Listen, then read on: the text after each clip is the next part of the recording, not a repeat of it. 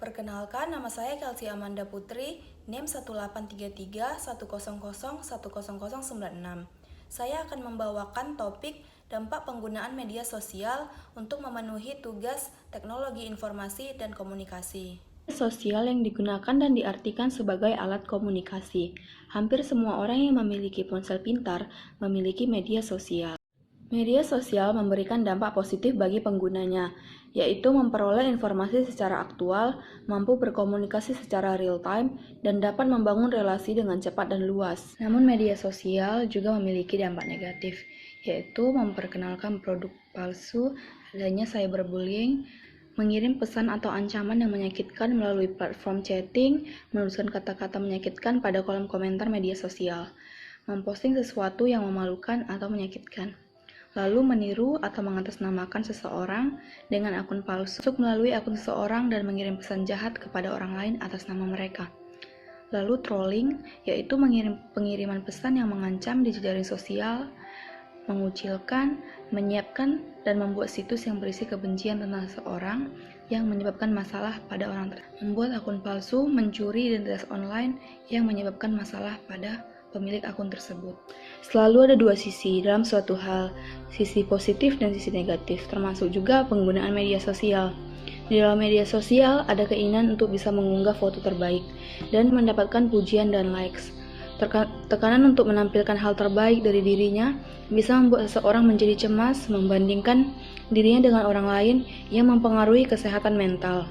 Penggunaan media sosial yang berlebihan akan berpotensi terjadinya masalah kesehatan mental seperti depresi, cemas, stres, gangguan konsep diri, dan resiko bunuh diri. Dampak negatif dari media sosial juga dapat menjauhkan orang-orang yang sudah dekat dan mendekatkan orang yang jauh. Interaksi secara tatap muka cenderung menurun, membuat orang-orang menjadi kecanduan terhadap internet, yang menimbulkan konflik, masalah privasi, rentan terhadap pengaruh buruk orang lain. Adanya media sosial juga telah mempengaruhi kehidupan sosial dalam bermasyarakat dan juga membuat dampak buruk pada kesehatan mental seseorang yang aktif dalam bermedia sosial.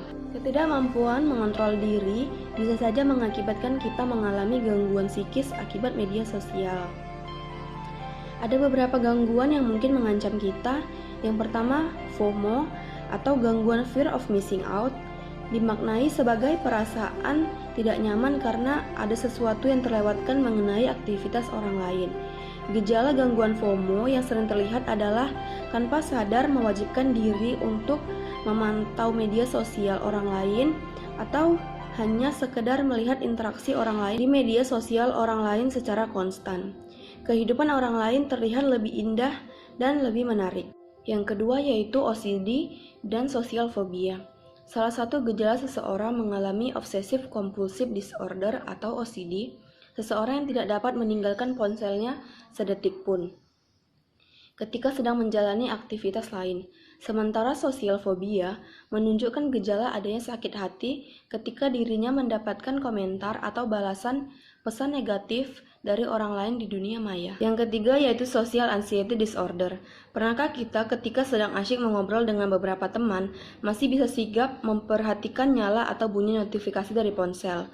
Perhatian bisa seketika teralihkan karena seseorang telah mengomentari postingan medsos terbaru atau menyambar cuitan kita.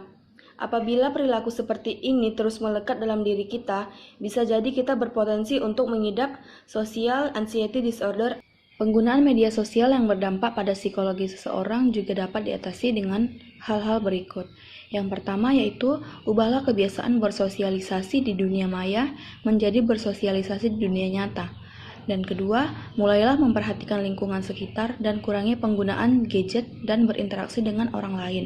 Melakukan hal-hal yang di luar dari gadget dan media sosial.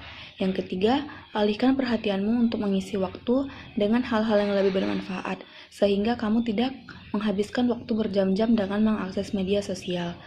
Yang keempat, tetapkan batas waktu maksimal penggunaan smartphone agar mengurangi efek kecanduan. Sekian penjelasan singkat saya mengenai dampak penggunaan media sosial. Terima kasih sudah menonton.